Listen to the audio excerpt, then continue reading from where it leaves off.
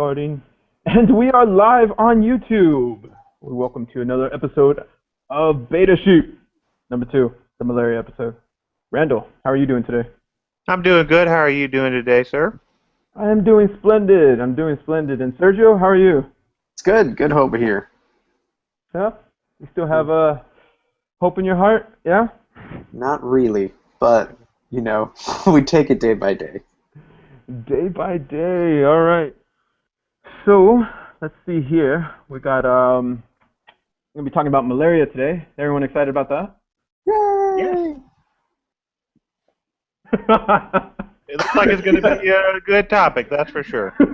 Definitely. Let's go ahead and jump into this. Now, Randall, maybe you could provide us an overview of you know what, before we get into that, how do y'all feel about malaria? What comes to mind when you hear the word malaria?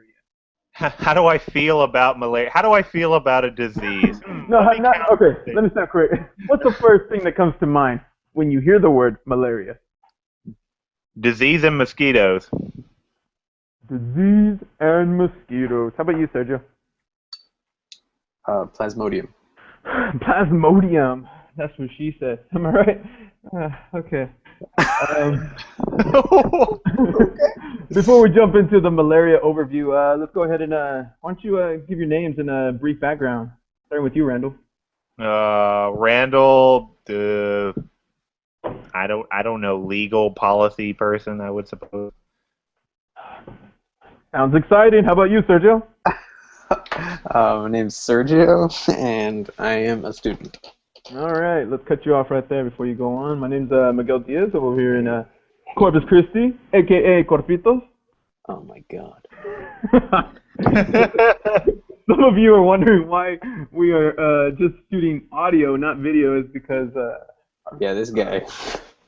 some of the individuals on the panel are at a long distance, a distance far away. Let's not forget, folks, that even though communication is pretty much at the speed of light, it doesn't mean that the quality of communication is going to be very good if you are far, far away in an ocean out in the middle of nowhere.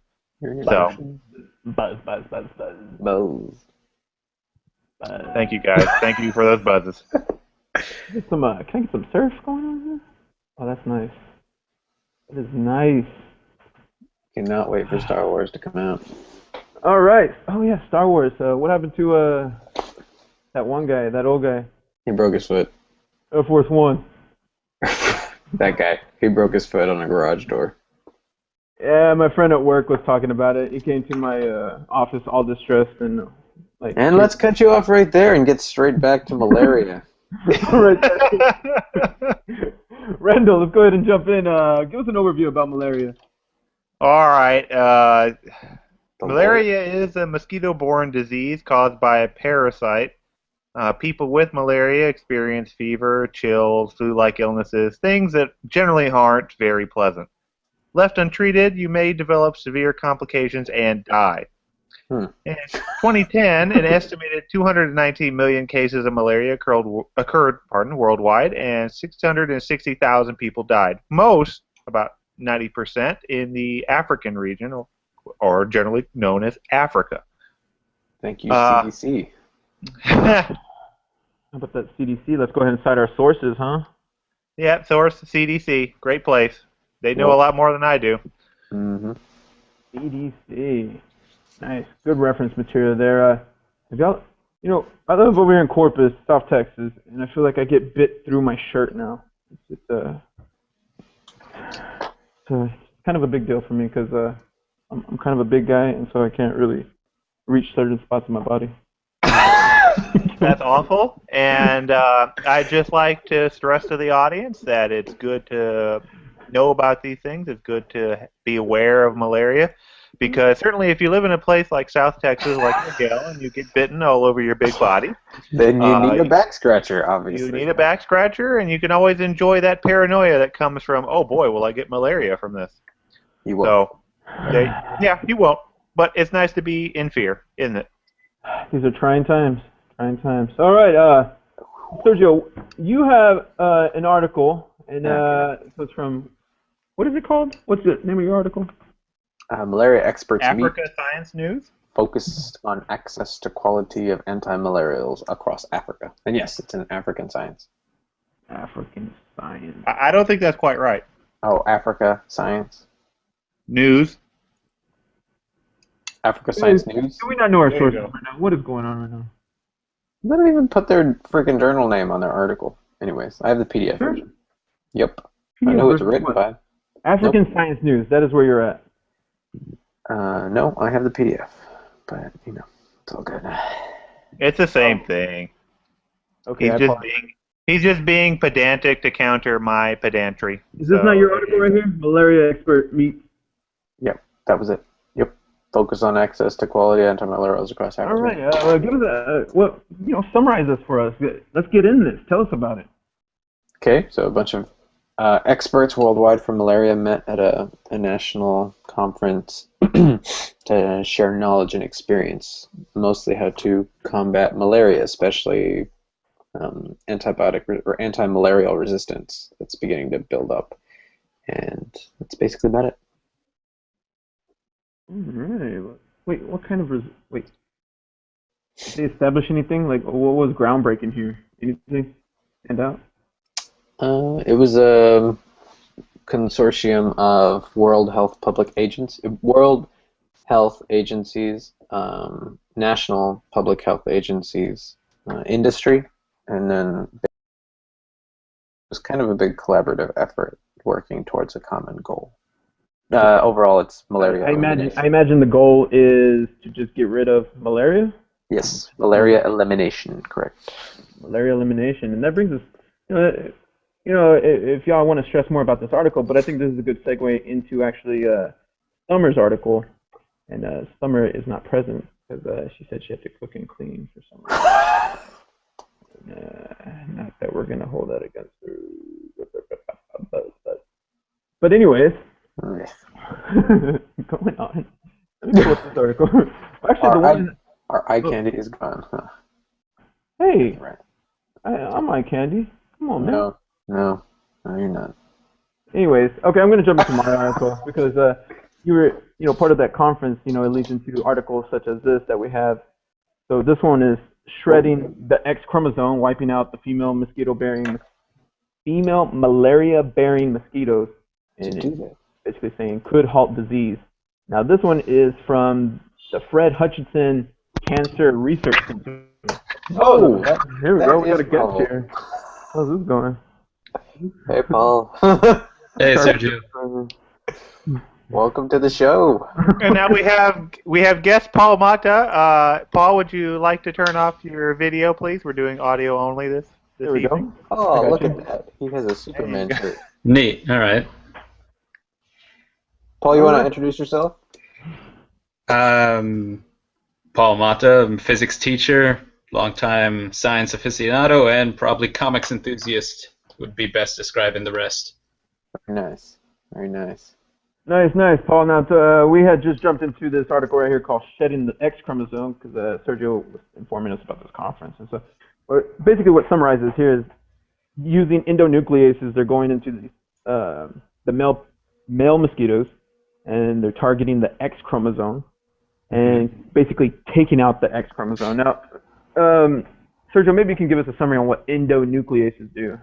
Right. Endo meaning inside, nuclease meaning an enzyme that works on the nucleus. So nucleus stores your genetic material, effectively all of your chromosomes, your X and Y chromosomes included. And so it's an enzyme or a little protein machine that will go in and destroy specific things inside the nucleus. And basically that's the overview here. What is going on with my screen? Here we go. Anyways, that's the basic overview here, is that they go through, they take out the X chromosomes, thus killing off the female population. And so you have an overproduction of males, and you just have males there present, thus killing them off. Now, the species that they targeted in this study is Anopheles, right. Anopheles Gambii. Gambia. Okay, thank you, sir. Thank you. We work with them at the lab. Do you know where the word Anopheles comes from? I do not. So I was reading this, so it's opheles. Opheles means usefulness, for, and so then you put off-lease is the Greek word for at will. It's beneficial. Then you put an, antonym. So anopheles means causing harm, which is put on this type of species because they are the most prevalent at causing malaria. Yeah, I think I recall in World War II we even had some war posters like "Don't strip tease for Anopheles." Some of my Nice. What? Nice. Little tease for that. See if someone can find that and put it on the Google. it's a great poster. It's got a nice wartime soldier with stripped down to almost his helmet. Wow, I found it. Oh, there you go. Let's get that up on that screen share, Sergio. How do you do that? What's a computer? Sergio Rodriguez, Just put the link in chat, and then Miguel can do it. There it is. There it is. Calm down. Just send it to my website, Dad. Yeah. That's what my dad says. Oh, I took a photo. I didn't mean to. Don't strip for Anopheles. I sent it in the chat. I don't trust you. I hate you so much. Oh, here we go. Wow. My computer is dying. Yes. Yes. We'll put What? that as a screen share. Kablam. Yeah, Here we keep go. it covered. There you There you go. go. I don't know how to get out of this. Someone help me. But you just gotta, Oh, thank God. I What's up? sent you a list of notes to follow, but it's cool, man. Don't even worry about it. Okay, so yeah, I'm gonna go ahead and just focus this on your picture right here. Don't strip for Anopheles. That's awesome. Keep covered. The Anopheles mosquito is the carrier of yeah. So, Sergio, what kind of research are y'all doing with this in the lab over there? Too sure. Most of it's immunology-related research. So I know most of the groups where I'm from study a form of malaria, but in mice, sort of like as an animal model. So everything works on like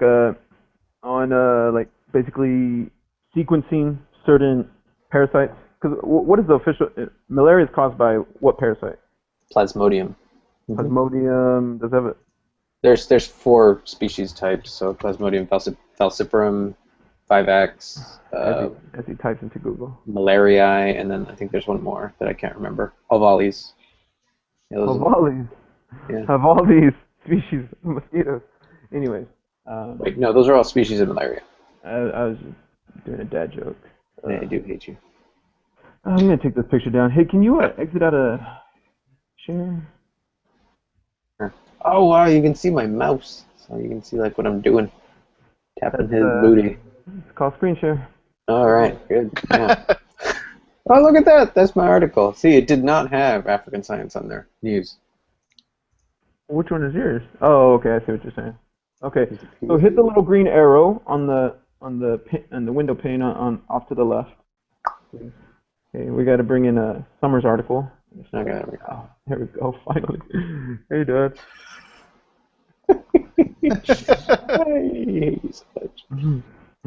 Is that the New York Times one? Yeah, the New York Times. My oh, here we go. Oh my God, I just crashed.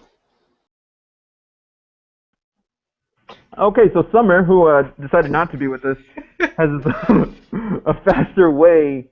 Let's see, a faster way to find the origin of malaria. Overview of this article includes they took 23 short snips out of it, and basically what they're doing, they're using it as a tracking device. And where are they able to track it? They had a 92% accuracy with just analyzing dried up blood from different bites. They were able to track it to West Africa, East Africa, Southeast Asia, South America, South Pacific. That research that you're doing in your lab, Sergio, I don't know if y'all are able to. I feel like, where we come from, it's almost like a different method of microbial source tracking. Of course, this is, not with that. Sergio, you are in the room twice now. That's interesting. Well, cloning is one of the most modern technologies. It's child's play at this point. Sergio, are you there? Yeah. What is going on? Oh man, I feel like I'm playing cards with my sister's kids right now. Pretty sure whatever you guys did kicked me out. Technical difficulties, everyone. Some, Just Hey, I plastic can finally thing. see your new profile picture, RT. Good job. Off permanently, guys. All right, new plan. Can you get mine? Hmm. I like all that. right. Well, is there anything else you guys would like to address with regards to malaria and current research about it before This we go feature totally off the rails here? is disabled. You know, well, I think I like the research that's being done. I think it's interesting to have that type of source tracking through malaria. But Source also, tracking. well, did you not? You probably exited out when we were talking about this last one, right? Mm-hmm. We were talking about the New York Times article, the one that was originally assigned to Summer, who decided to go clean her house instead. Oh, And But you're not bitter. no, not at all. so basically, they found 23 consistent mutations, and through that, they're able to have a 92% accuracy of where the species of seeing where this strain of malaria was derived from, and those include Southeast Asia, and I'm repeating myself because you decided to play around, West Africa, East Africa, South Pacific. So, and my question after that was reading that is like, in your lab, because you stated that y'all do research on Anopheles. Is there any type of genetic sequencing in order to be able to trace these things around the world? Yeah, absolutely. Actually, we do a lot of. There's a lot of groups, a lot of friends that I work with that's all they do is they sequence viruses and parasites that come out of these different vectors. Vectors, kind of like a mosquito or a tick or whatever. Don't strip for Anopheles. I love that. Wow. It's a little fun fact there. That's a little fun fact. Randall, how do you feel about all this research going on with malaria? It's a waste of It's taxpayer money. Really? it blows. Okay, okay, folks, we got that one on record here. A scientist saying it's a waste of taxpayer money. No, I was imitating So, you. I was imitating you. oh, you're imitating me. I think it's worthwhile. It seems like it's a really good use of funding dollars. It's interesting stuff. I mean, certainly if you can, to cite a term from economics, if you can trace the path dependence of these malaria strains and find the origins of it, and with those origins, you're able to develop more effective ways to both contain and to cure malaria as it spreads across the world. That'd be great, you know. I have a little. I mean, I'm sure I could sit here and be concerned. I feel a little concerned about how they're playing with the chromosomes in the female mosquitoes for that certain type of malaria. But I mean, you know, scientists have ethics, right? I don't think we have to worry about the slippery slope that Right. may Well, result you from know, that. some of the implications with that is that if you're killing off a species of mosquitoes, then you also have to think about like the ecosystem that you may be affecting. And they mentioned that in that article, and they go into detail that the species or the type of animal that do feed on these type of mosquitoes do have other animal to prey or insects that they can prey on, and therefore that ecosystem would sustain. But yeah, Well, you get into this thing where you're like killing off a species. I don't know. It raises some concerns. They have done that. because where does it end? You know, I mean, I hate to be that person, the alarmist, that old man on the corner with signs saying the world is ending, the end is nigh, and all that. But I mean, when it comes to something like that, you know, who really gets to be making these final decisions as to what lives and dies in that regard? Right. Now, for something like this, where the broad utility, the broad, oh geez, I don't know what else, duty, what have you, Calm down, for this Kant. kind of, yeah, the outcome, the end justifies the means, certainly. But even then, someone's going to sit there and say, well, you know, I don't, as a bioethicist or what have you, I don't know if this is really the best thing we should be doing when it comes to manipulating the genetic outcomes of these mosquitoes, because then, you know, oh, what if we find a different species that also causes some major, I don't know, major disease, Holocaust what all over have you. again. You know what I'm Yeah, saying? well, not Holocaust, not Gattaca, but something that will be unique, I guess, in that sense. I think we've I, tried that before with, if I may interject, introducing predator species to new areas and then having that change the ecosystem. Rabbits in Australia And RT, what's the problem introduced species in Hawaii? So, well, which one is not the problem introduced species in Hawaii? We just actually America. I don't. a perfect example of that actually is these African snails that have proliferated, and there's also the A snail? oh yeah, there's also a type of toad that they actively look for. I can't remember the name of it, but that's another one. There's multiple species of various sizes and types that are here that are affecting the ecosystem, and the state has to take an active role just to keep them in check or try to eliminate them to save the species that's native to the islands. And something like that, you do worry about how that's going to change things when you tinker with the machinery, if you will. Yeah. Right, when you start artificially selecting new species, and I think it comes down to quoting Dr. Ian Malcolm from Jurassic Park here. It's like, I'm simply saying that life finds a way. With genetic engineering, whether it's Anopheles breeding or with introducing new species, it's not exactly natural selection, artificial selection, but we've been doing that with plant crops since mankind started agriculture. But I think you're right in that we need to always have it in limited scope, or at least as careful as we can be. Yeah, I mean, just something that's going to be, monitored and reviewed and things like that, because to paraphrase in a way, I mean, who watches the Watchmen? Who keeps an eye on the scientists that are doing this? I have a great amount of trust that you folks are going to be able to keep that going, keep it limited in scope and in nature, but in the wrong hands or for the sake of something that goes beyond something that's noble like malaria control, it's worrisome. Mm-hmm. I know. At the end of that article, they did state that they have not released any into the wild. Now, for the simple fact that they are worried about the ecosystem, it is a concern. And then these other ethical issues that we have mentioned. I did come across another study that's being done where they insert a genetic mutation that causes the overproduction of a certain protein. And okay, here we go with the type. And what happens is it's basically set as a time bomb, and it's set to go off after it's been passed on one generation.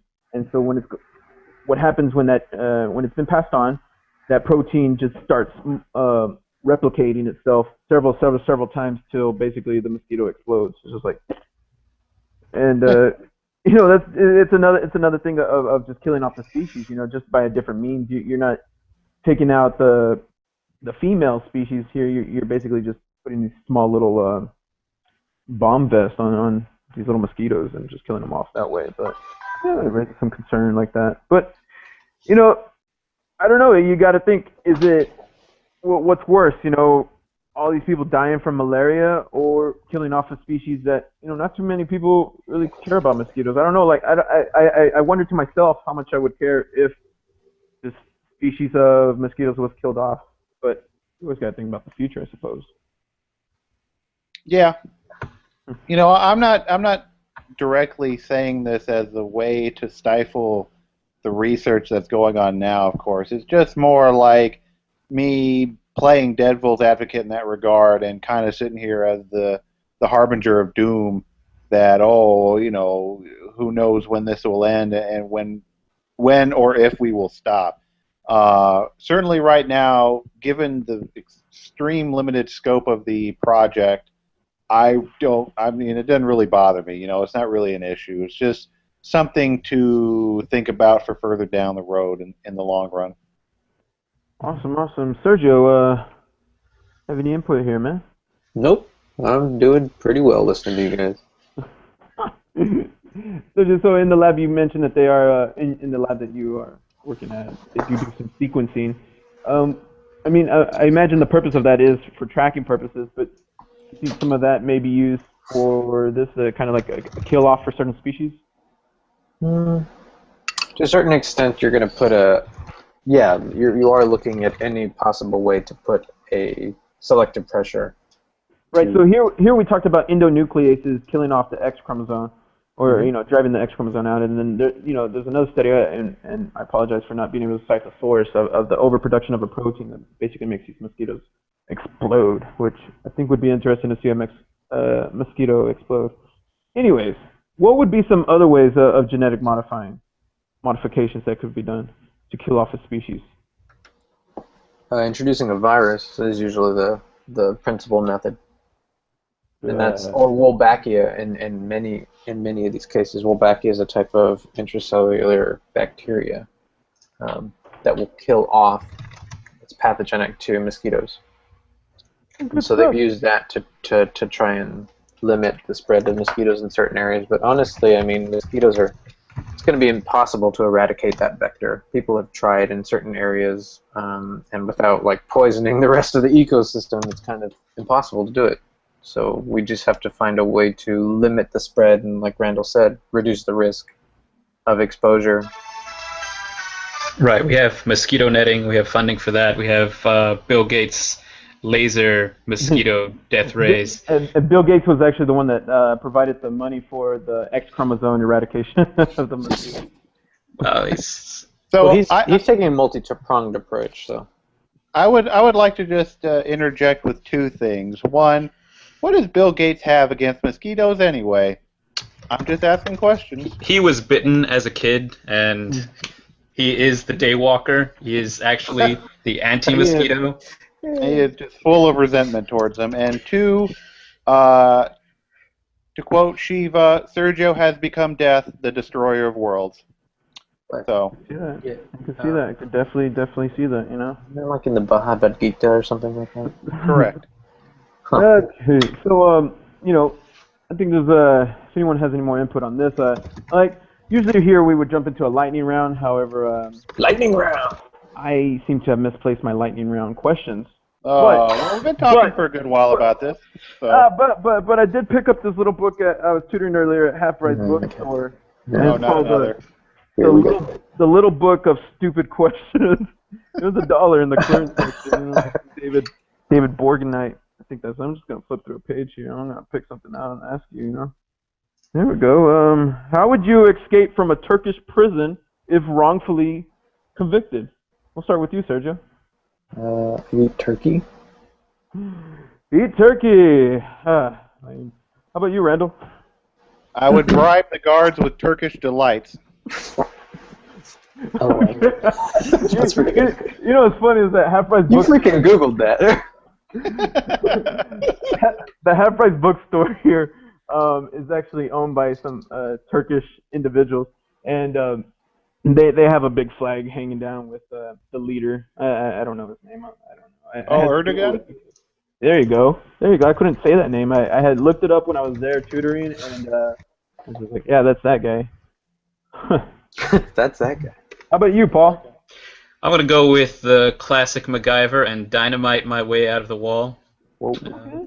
Given that you carry dynamite with you. Oh, okay. Yeah. Well, MacGyver got a bunch of sodium out of a cold pill, used it in a water bomb to plug into the wall. Mythbusters used this on a nice episode, and it didn't quite work out, but maybe budget cuts. Maybe this prison has less sturdy walls. I don't know. Okay. So what was the right answer? Was it Turkish delights? What is the right answer?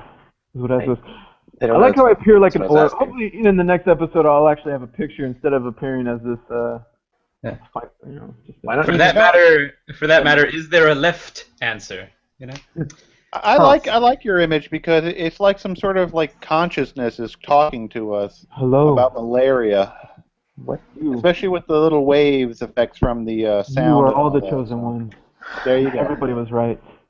In the universe of infinite possibilities. Yes. We're gonna do two more because I don't know. I like this book for some reason. Let me see. Yeah, sure. That sounds great. Okay. What? I am not gonna read this. Here we go. Okay, here we go. Would you rather be a high school cheerleader or a professional cheerleader? Let's start with you, Randall. Wow, that's High school professional, man. It's binary. Here we go. pass. Can I pass? All right, high school it is. How about you, Paul? What? Wow. Wow.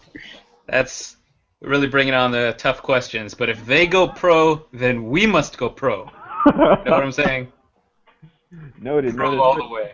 And Sergio, you just look like a high school cheerleader in general, so I'm just gonna go ahead and go with that. I'll run you over with my tractor. Hold up, you have a tractor? Yeah. Okay, okay. Let's see here. These are all pretty lame right here, man. This is Pretty lame. this last one right here is what is the strangest place you've ever been naked? I don't care to answer that at all. You know. You know what? Let's end on this one. Let's end on a quote. We'll end our episode with a quote from Weird Al Yankovic. What? And, I quote him. He says, "Dare to be stupid." We'll go ahead and end the episode there. Next week we'll be talking about Ebola. Yes. And so we'll definitely dive into that. Join us live here next Thursday, 9:30. Look at that beta sheep. Look at that beta sheep. Randall, if you want to go That ahead might and be take it out here, man. All right, everyone. Thank you for joining us for our second episode of Beta Sheep at the intersection of science and society. We look forward to you joining us again next time in 1 week. For now, take care and enjoy the 4th of July. The intersection of science and technology. Yeah.